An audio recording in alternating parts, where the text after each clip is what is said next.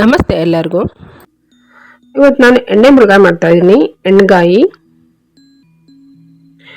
ಇದು ಚಪಾತಿ ರೊಟ್ಟಿ ಅನ್ನದ ಜೊತೆಗೆ ತುಂಬ ಚೆನ್ನಾಗಿರುತ್ತೆ.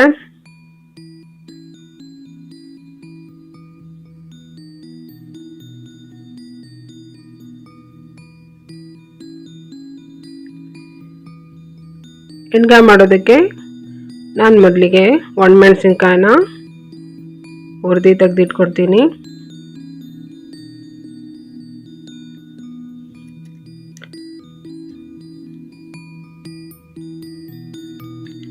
ಒಂದು 2 ಸ್ಪೂನ್ ಧನಿಯಾ, 1 ಸ್ಪೂನ್ ಜೀರಿಗೆ, ಒಂದು ಸ್ವಲ್ಪ ಕಾಳು ಮೆಣಸು, ಇದಿಷ್ಟನ್ನು ಹುರಿದ್ಬಿಟ್ಟು ತೆಗೆದಿರ್ತೀನಿ. ಅದಷ್ಟು ತಣ್ಣಗಾಗಬೇಕು. ಈಗ 2 ಈರುಳ್ಳಿ ಉದ್ದುದ್ದ ಹೆಚ್ಚಿರೋದು, ಅದಕ್ಕೆ ಸ್ವಲ್ಪ ಎಣ್ಣೆ ಹಾಕಿ ಮತ್ತು ಬೆಳ್ಳುಳ್ಳಿ ಕೂಡ ಈರುಳ್ಳಿ ಜೊತೆ ಹಾಕಿ ಫ್ರೈ ಮಾಡ್ತಾ ಇದ್ದೀನಿ.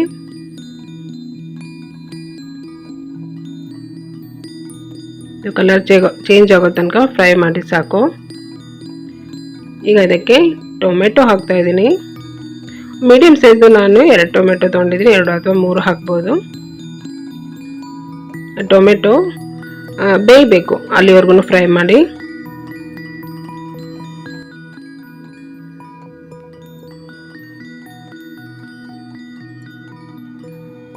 ಟೊಮೆಟೊ ಬೆಂದಿದೆ, ಇಷ್ಟಾದರೆ ಸಾಕು.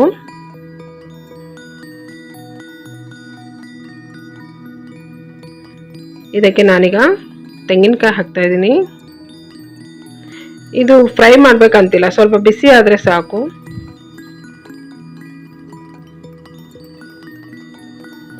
ಇದ್ರ ಜೊತೆಗೆ ಹುರಿದಿಟ್ಕೊಂಡ್ರು ಒಣಮೆಣಸಿನ್ಕಾಯಿ, ಧನಿಯಾ, ಜೀರಿಗೆ, ಕಾಳುಮೆಣಸು ಇದಷ್ಟನ್ನು ಸೇರಿಸಿ ತಣ್ಣಗಾದ್ಮೇಲೆ ಇದಷ್ಟನ್ನು ಸೇರಿಸಿ ಇದ್ರ ಜೊತೆಗೆ ಸ್ವಲ್ಪ ಒಂದು ಅರ್ಧ ಇಂಚಷ್ಟು ಹಸಿ ಶುಂಠಿ ಹಾಕಿ ನಾನು ಮಿಕ್ಸಿ ಮಾಡಿಟ್ಕೊತೀನಿ. ನೀರಿಗೆ ಉಪ್ಪು ಹಾಕಿ ಚೆನ್ನಾಗಿ ಮಿಕ್ಸ್ ಮಾಡಿ ಒಂದು ಪಾತ್ರೆಯಲ್ಲಿ ನೀರು ಹಾಕಿ ಅದರಲ್ಲಿ ಉಪ್ಪು ಹಾಕಿಟ್ಟಿದ್ದೀನಿ. ಇದರಲ್ಲಿ ಮುಳುಗಾಯಿನ ಹೆಚ್ಚಿಬಿಟ್ಟು ಹಾಕಿಟ್ರೆ ಇದು ಕಪ್ಪಗಾಗಲ್ಲ. ಮತ್ತು ಕೆಲವು ಸಲ ಮುಳುಗಾಯಿ ಕಹಿ ಬರುತ್ತೆ ಗೊತ್ತಾ, ಅದು ಕಹಿ ಆಗಲ್ಲ. ಸ್ವಲ್ಪ ಲೈಟಾಗಿ ಕಹಿ ಬರುತ್ತೆ ಮುಳುಗಾಯಿ. ಕೆಲವ್ರಿಗೆ ಗೊತ್ತಿದೆ, ಕೆಲವ್ರಿಗೆ ಗೊತ್ತಿಲ್ಲ. ಉಪ್ಪು ನೀರಲ್ಲಿ ಹಾಕಿಡೋದ್ರಿಂದ ಕಲರ್ ಚೇಂಜ್ ಆಗಲ್ಲ, ಚೆನ್ನಾಗಿರುತ್ತೆ. ನೋಡಿ, ರುಬ್ಬಿಟ್ಕೊಂಡ್ರೆ ಮಸಾಲಾನ ಒಂದು 2 ಸ್ಪೂನ್ ನಾನು ತೆಗಿತಾ ಇದ್ದೀನಿ. ಇದಕ್ಕೆ ಉಪ್ಪು ಸ್ವಲ್ಪ ಜಾಸ್ತಿನೇ ಹಾಕಿ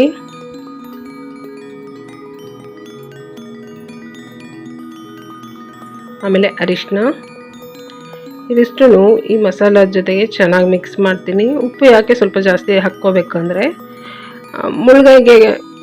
ಮುಳುಗಾಯಿಗೆ ಮಸಾಲ ತುಂಬೋದಕ್ಕೆ ಉಪ್ಪು ಯಾಕೆ ಜಾಸ್ತಿ ಹಾಕಬೇಕಂದ್ರೆ ಮುಳುಗಾಯಿಗೆ ಕರೆಕ್ಟಾಗಿ ಉಪ್ಪು ಚೆನ್ನಾಗಾಗುತ್ತೆ. ಉಪ್ಪು ಕರೆಕ್ಟಾಗಿ ಹಾಕಬೇಕಂದ್ರೆ ಸ್ವಲ್ಪ ಉಪ್ಪು ಜಾಸ್ತಿ ಹಾಕಬೇಕು, ಇಲ್ಲಾಂದರೆ ಮುಳುಗಾಯಿ ಸಪ್ಪೆ ಅನಿಸುತ್ತೆ.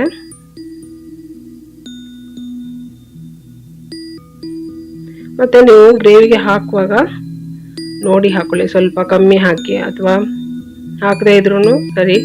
ಕೊನೆಯಲ್ಲಿ ನೋಡಿಕೊಂಡು ಉಪ್ಪು ಹಾಕ್ಬೋದು. ಮುಳುಗಾಯಿಗೆ ಉಪ್ಪು ಜಾಸ್ತಿ ಹಾಕೋದ್ರಿಂದ ಮುಳುಗಾಯಿಗೆ ಉಪ್ಪು ಜಾಸ್ತಿ ಆಗಲ್ಲ, ಕರೆಕ್ಟಾಗಿ ಆಗುತ್ತೆ. ಇದು ಗ್ರೇವಿಗೆಲ್ಲ ಸ್ಪ್ರೆಡ್ ಆಗುತ್ತೆ.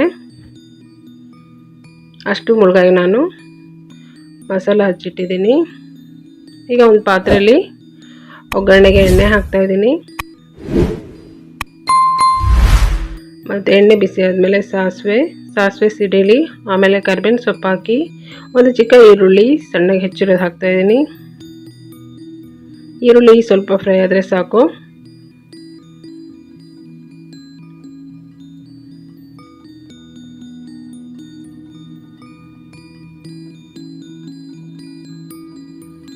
ಇದಕ್ಕೆ ನಾನೀಗ ಮಸಾಲ ತುಂಬಿರೋ ಮುಳುಗಾಯಿನ ಹಾಕ್ತಾಯಿದ್ದೀನಿ, ಬದನೆಕಾಯಿನ ಹಾಕಿ ಇದನ್ನು ಈ ಒಗ್ಗರಣೆಯಲ್ಲಿ ಎಣ್ಣೆಯಲ್ಲಿನೇ ಚೆನ್ನಾಗಿ ಫ್ರೈ ಮಾಡಬೇಕು. ಒಂದು ಅರ್ಧದಷ್ಟು ಮುಳುಗಾಯಿ ಬೇಯಬೇಕು. ಆ ಥರ ಮೀಡಿಯಮ್ ಫ್ಲೇಮ್ ಇಟ್ಕೊಂಡು ಚೆನ್ನಾಗಿ ಫ್ರೈ ಮಾಡಬೇಕು. ಆವಾಗ ಎಣ್ಣೆ ಮುಳುಗಾಯಿ ಚೆನ್ನಾಗಿ ರುಚಿ ಬರುತ್ತೆ.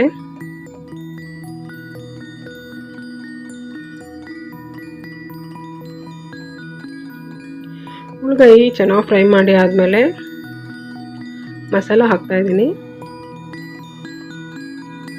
ಮಸಾಲ ಹಾಕಿ ಮತ್ತೆ 1-2 ನಿಮಿಷ ಚೆನ್ನಾಗಿ ಫ್ರೈ ಮಾಡಿ.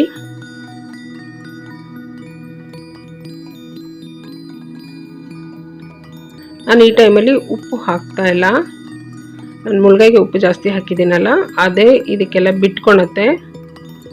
ಅದಕ್ಕೆ ನಾನು ಕೊನೆಯಲ್ಲಿ ಉಪ್ಪು ನೋಡಿಬಿಟ್ಟು ಟೇಸ್ಟ್ ನೋಡಿ ಬೇಕಾದರೆ ಹಾಕ್ತೀನಿ.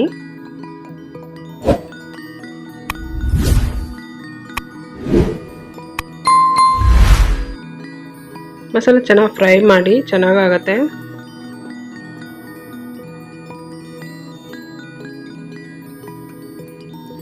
ಮಿಕ್ಸಿಗೆ ಇನ್ನು ಸ್ವಲ್ಪ ಮಸಾಲ ಇರುತ್ತಲ್ಲ, ಅದಕ್ಕೆ ಸ್ವಲ್ಪ ನೀರು ಹಾಕ್ಬಿಟ್ಟು ಆ ನೀರನ್ನೇ ಹಾಕ್ತಾಯಿದ್ದೀನಿ. ಅದಕ್ಕೆ ನೋಡಿ ನಿಮಗೆ ತೆಳು ಎಷ್ಟು ಬೇಕು ನೋಡಿ ನೀರು ಹಾಕ್ಬೋದು.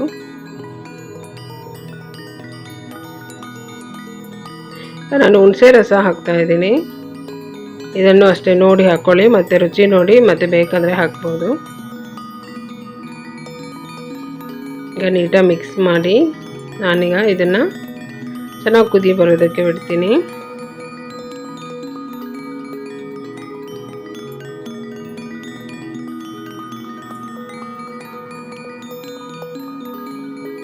ಇದಕ್ಕೆ ನಿಮ್ಗೆ ನೀರು ಎಷ್ಟು ಬೇಕೋ ನೋಡಿ ಹಾಕ್ಕೋಬೋದು.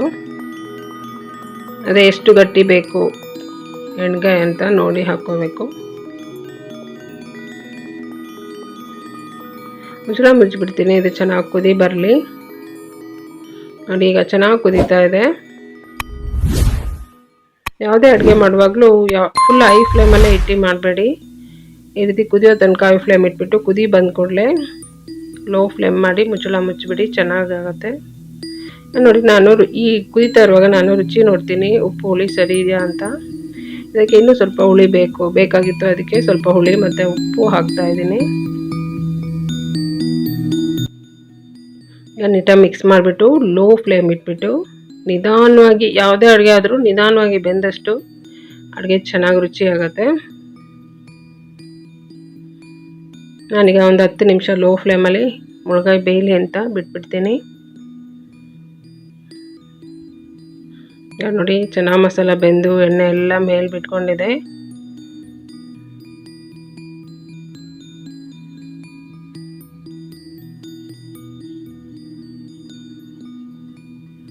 ಮುಳ್ಗಾಯಿ ಬೆಂದಿದೆಯಾ ಅಂತ ನೋಡ್ತೀನಿ.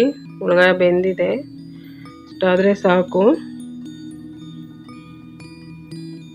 ಕೊನೆಯಲ್ಲಿ ಕೊತ್ತಂಬರಿ ಸೊಪ್ಪು ಹಾಕಿ ಮಿಕ್ಸ್ ಮಾಡಿದರೆ ಎಣ್ಣೆ ಮುಳ್ಗಾಯಿ ಅಥವಾ ಎಣ್ಗಾಯಿ ರೆಡಿ ಇದೆ ಸರ್ವ್ ಮಾಡೋದಕ್ಕೆ. ಚಪಾತಿ ರೊಟ್ಟಿ ಜೊತೆ ಅನ್ನದ ಜೊತೆಗೆ ಸೂಪರಾಗಿರುತ್ತೆ. ಈ ರೀತಿ ಒಂದ್ಸಲ ಮಾಡಿ ನೋಡಿ. ನನ್ನ ವಿಡಿಯೋ ಇಷ್ಟ ಆದರೆ ಲೈಕ್ ಮಾಡಿ, ಶೇರ್ ಮಾಡಿ, ಸಬ್ಸ್ಕ್ರೈಬ್ ಮಾಡಿ. Thank you.